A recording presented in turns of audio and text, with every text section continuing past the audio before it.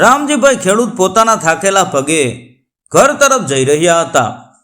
તેમના ખભે હળ અને હાથમાં દાંતરડું હતું. આ વર્ષે વરસાદ ઓછો પડ્યો હતો અને તેમનો પાક સુકાઈ રહ્યો હતો. તેમના ચહેરા પર ચિંતાઓની રેખાઓ સ્પષ્ટ દેખાતી હતી. રામજીભાઈ એકલા હતા. એમની પત્ની વર્ષો પહેલા ગુજરી ગઈ હતી અને એકમાત્ર દીકરી રૂપાને તેમણે શહેરના એક ધનિક પરિવારમાં કામ કરવા મોકલી હતી, જેથી તે સારું જીવન જીવી શકે. ઘર પહોંચીને તે પોતાની ઝૂંપડીની પાછળ આવેલા કૂવામાંથી પાણી ખેંચવા ગયા. અચાનક તેમને એક વિચિત્ર અવાજ સંભળાયો, જે પાણીના કૂવામાંથી આવતો હતો. કૂવામાં નજર કરી તો તેમની આંખો ફાટી ગઈ. કૂવામાં એક મોટો કાળો નાગ ફસાયેલો હતો. તે પાણીમાં ફાંફા મારી રહ્યો હતો અને બહાર નીકળવા માટે સંઘર્ષ કરી રહ્યો હતો. રામજીભાઈનું હૃદય એક પળ માટે બેસી ગયું. તેમના ગામમાં નાગનું અસ્તિત્વ એક અશુભ સંકેત માનવામાં આવતો હતો.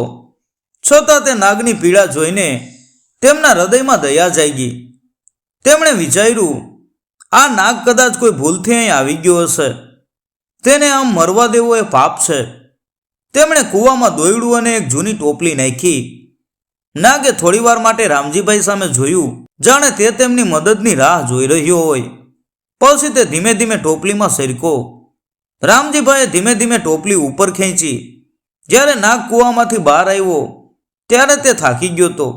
રામજીભાઈએ તેને એક જગ્યાએ મૂકી દીધો, જ્યાં તે થોડીવાર પડ્યો રહ્યો. રામજીભાઈએ મનોમન પ્રાર્થના કરી કે તે શાંતિથી જતો રહે, પરંતુ નાગે એમ ન કર્યું. તે રામજીભાઈની પાછળ પાછળ તેમની ઝૂંપડી સુધી આવ્યો. રામજીભાઈ ડરી ગયા. તેમણે ડરતા ડરતા પાછળ ફરીને જોયું. નાગ તેમની સામે જોઈ રહ્યો હતો, પણ તેની આંખોમાં કોઈ ગુસ્સો કે વેર નહોતું, માત્ર એક વિચિત્ર શાંતિ હતી. રામજીભાઈને લાગ્યું કે આ નાગ તેમને કદાચ કોઈ સંદેશ આપવા આવ્યો છે. રાત્રે રામજીભાઈ જ્યારે સૂતા હતા ત્યારે તેમને એક વિચિત્ર સપનું આવ્યું. તેમના ખેતરની વચ્ચે એક મોટો ખજાનો દાટેલો હતો. સવારે જ્યારે તેઓ જાગ્યા ત્યારે તેમને આ સપનું સત્ય લાગ્યું. તેઓ હળ અને પાવડો લઈને ખેતરે ગયા. તેમણે તે જગ્યાએ ખોદકામ શરૂ કર્યું જ્યાં સપનામાં તેમને ખજાનો દેખાયો હતો. થોડી જ વારમાં તેમને એક મોટું માટલું મળ્યું. તે માટલામાં સોના ચાંદીના સિક્કા હતા. રામજીભાઈની આંખોમાં આંસુ આવી ગયા. આ એક ચમત્કાર હતો. એમને સમજાયું કે આ બધું તે નાગની કૃપાથી થયું છે. તે નાગ એક દેવદૂત હતો. આટલા વર્ષોની ગરીબી અને મહેનતનું ફળ આજે તેમને મળ્યું હતું. તેમણે તરત જ પોતાની દીકરી રૂપાને યાદ કરી. હવે તે તેને પાછી બોલાવી શકશે અને બંને સાથે મળીને સુખેથી રહી શકશે. તેમણે ગામમાં એક નાનું ઘર બનાવવાનું શરૂ કર્યું અને રૂપાને પાછી બોલાવવા માટે એક પત્ર લખ્યો. હવે રામજીભાઈનું જીવન બદલાઈ ગયું હતું. તે ગરીબ ખેડૂતમાંથી એક ધનવાન ખેડૂત બની ગયો હતો. પરંતુ આ તો ફક્ત શરૂઆત હતી. આગળ શું થશે તે કોઈને ખબર નહોતી. આ ખુશી લાંબી ટકશે કે નહીં તે એક પ્રશ્ન હતો. રામજીભાઈની ખુશી લાંબો સમય ટકી નહીં. એક સવારે જ્યારે તે ખેતરમાં કામ કરી રહ્યા હતા ત્યારે તેમણે દૂરથી જોયું કે તેમની ઝૂંપડીમાંથી ધુમાડો નીકળી રહ્યો છે. તેઓ પાગલની જેમ ઝૂંપડી તરફ દોડ્યા. જ્યારે તેઓ ત્યાં પહોંચ્યા ત્યારે આખી ઝૂંપડી આગની લપેટમાં હતી. આગ ઓલવવા માટે રામજીભાઈએ ખૂબ પ્રયત્નો કર્યા, પણ બધું નકામું હતું. બધી મહેનત અને સપનાઓ એક પળમાં રાખ થઈ ગયા. આગ બુઝાઈ ગયા પછી રામજીભાઈએ જોયું કે ઘરનો બધો સામાન બળી ગયો હતો. રામજીભાઈનું હૃદય પીડાથી ભરાઈ ગયું. આ બધું કોણે કર્યું હશે? ગામમાં કોઈ એમનો દુશ્મન નહોતો. તેમના મનમાં અનેક પ્રશ્નો ઊભા થયા. અચાનક તેમની નજર એક સળગતા લાકડા ઉપર પડી, જેના ઉપર એક વિચિત્ર નિશાની હતી. આ નિશાની તે જ હતી જે તેમના ગામના એક ઈર્ષાળુ વ્યક્તિ રામુની હતી. રામુ રામજીભાઈની સફળતાથી ઈર્ષા કરતો હતો અને તેમનાથી ખૂબ જ ગુસ્સે હતો. રામજીભાઈને સમજાયું કે આ બધું રામુનું કામ છે. આ દુઃખ અને ગુસ્સા વચ્ચે રામજીભાઈનું મન વેરથી ભરાઈ ગયું. તેમને લાગ્યું કે તેમના ઉપર ફરીથી સંકટ આવ્યું છે. પરંતુ આ વખતે એક અજાણ્યો સાથી તેમની પાસે આવ્યો. તે નાગ જેમને રામજીભાઈએ કૂવામાંથી બચાવ્યો હતો. નાગ તેમના પગ પાસે આવીને ઊભો રહ્યો, જાણે તેમને સાંત્વના આપવા આવ્યો હોય. રામજીભાઈએ નાગ સામે જોયું. તેમની આંખોમાં અદ્ભુત શાંતિ જોઈ. રામજીભાઈને લાગ્યું કે આ નાગ તેમને કહેવા માગે છે કે હું તારી સાથે છું. તે જ દિવસે રામજીભાઈએ પોતાની દીકરીને પાછા લાવવા માટે જે પૈસા બચાવ્યા હતા તે ખર્ચ થઈ ગયા. તેમના મનમાં આશા અને નિરાશા વચ્ચે એક યુદ્ધ ચાલતું હતું. રામજીભાઈએ એક નિર્ણય લીધો. તેમણે રામુ સાથે લડાઈ કરવાનું નક્કી કર્યું. પરંતુ તેમનું મન વેરથી ભરેલું નહોતું. તેમણે ફક્ત ન્યાય મેળવવાનું નક્કી કર્યું. એક સાંજે રામજીભાઈ રામુના ઘરે ગયા.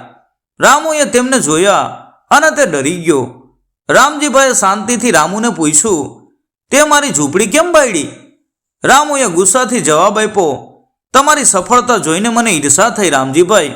હું ગરીબ રહ્યો અને તમે અમીર બની ગયા. આ મારાથી સહન ન થયું. રામજીભાઈનું હૃદય ભરાઈ આવ્યું. તેમને રામુ પ્રત્યે દયા આવી. તેમણે રામુને કહ્યું, ઈર્ષા અને ગુસ્સો કોઈનું ભલું નથી કરતા રામુ. મારી ઝૂંપડી બાળી નાખી, પણ મારી મહેનત અને મારી ઈમાનદારી નહીં. આપણે બધા એકબીજાને મદદ કરીએ તો આપણે બધા સુખી થઈ શકીએ છીએ. રામજીભાઈએ રામુને માફ કરી દીધો, પણ તેમના મનમાં એક કડવાશ રહી ગઈ. તેમની ઝૂંપડી બળી ગઈ અને તેમની દીકરીને પાછા બોલાવવાનું સપનું પણ અધૂરું રહી ગયું. રામજીભાઈનું હૃદય શૂન્યતાથી ભરાઈ ગયું. તેઓ ફરીથી ગરીબ બની ગયા અને તેમના જીવનમાં ફરીથી અંધકાર છવાઈ ગયો. પરંતુ આ અંધકારમાં પણ એક નાનકડી આશાનો દીવો સળગતો હતો. તે નાગનો સાથ. આશા હતી કે ભલે બધું બળી ગયું હોય, પરંતુ તેમનો સાચો મિત્ર હજુ પણ તેમની સાથે હતો. રામજીભાઈની ઝૂંપડી બળી ગયા પછી એમનું જીવન ફરી એકવાર સંઘર્ષમય બની ગયું. એમની પાસે હવે કશું જ બચ્યું નહોતું. આ દુઃખની ઘડીમાં પણ એક વિચિત્ર ઘટના બની. તે નાગ જેમને રામજીભાઈએ બચાવ્યો હતો તે તેમની સાથે જ રહ્યો.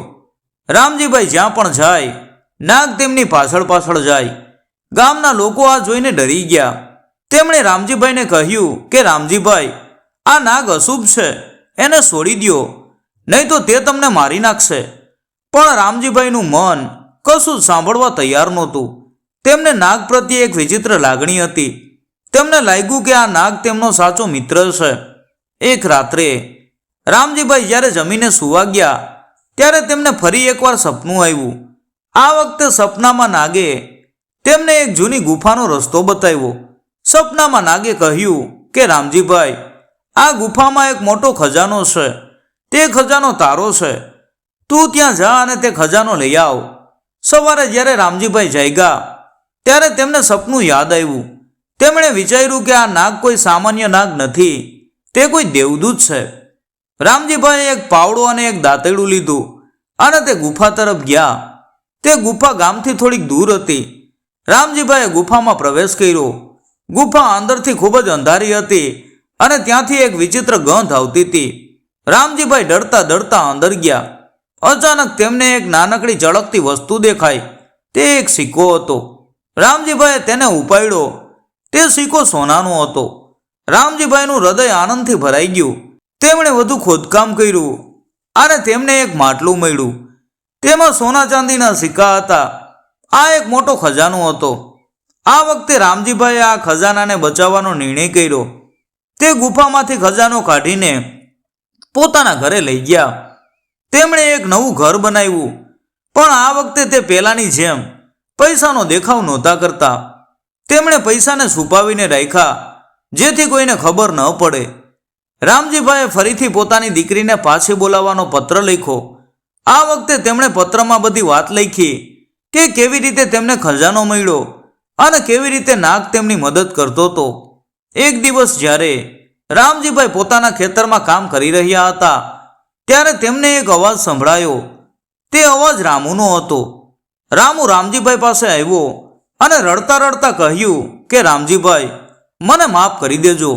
મેં તમારી ઝૂંપડી બાળીને બહુ મોટી ભૂલ કરી છે. મને માફ કરી દેજો. રામજીભાઈનું હૃદય દયાથી ભરાઈ ગયું. તેમણે રામુને માફ કરી દીધો. રામુએ કહ્યું, મેં સાંભળ્યું છે કે તમને ફરી એકવાર ખજાનો મળ્યો છે. આ સાચું છે? રામજીભાઈએ કહ્યું, હા રામુ, આ સાચું છે.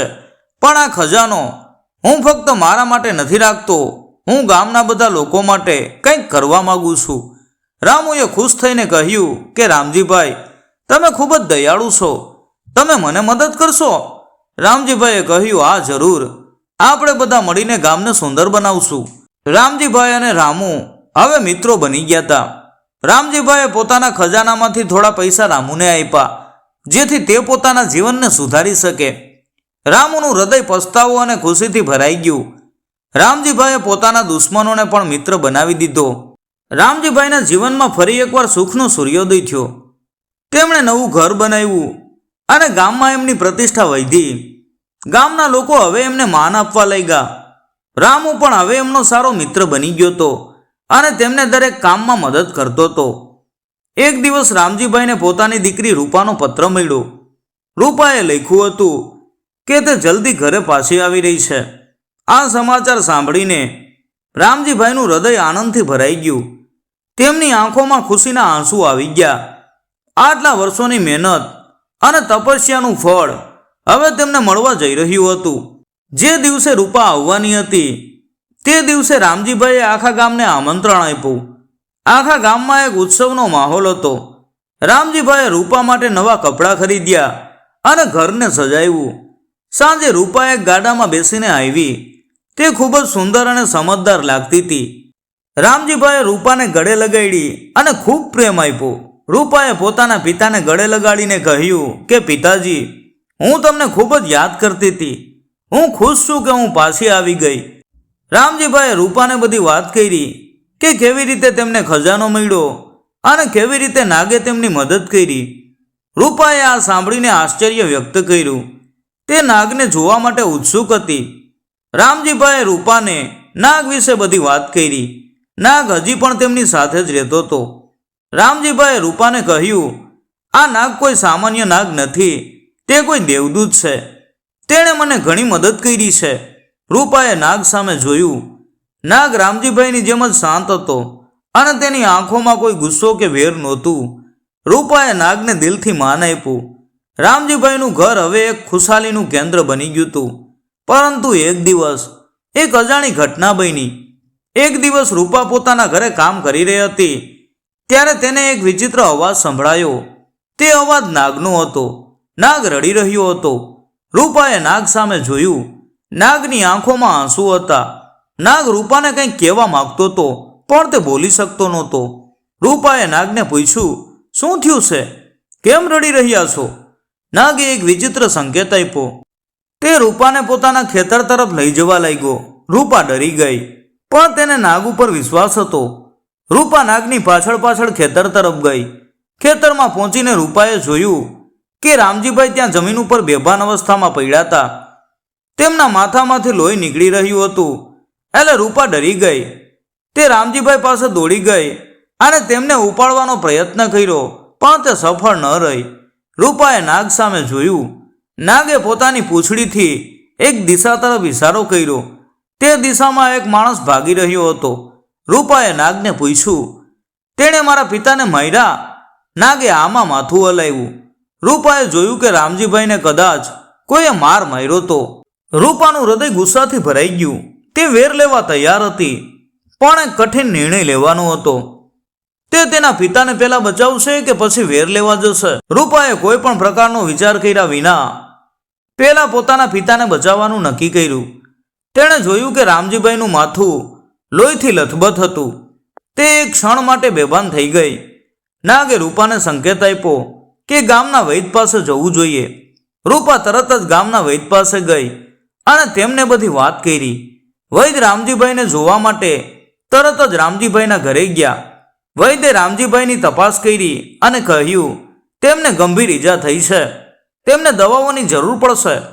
હું તમને દવા આપી દઈશ પણ તમારે તેમનું ધ્યાન રાખવું પડશે.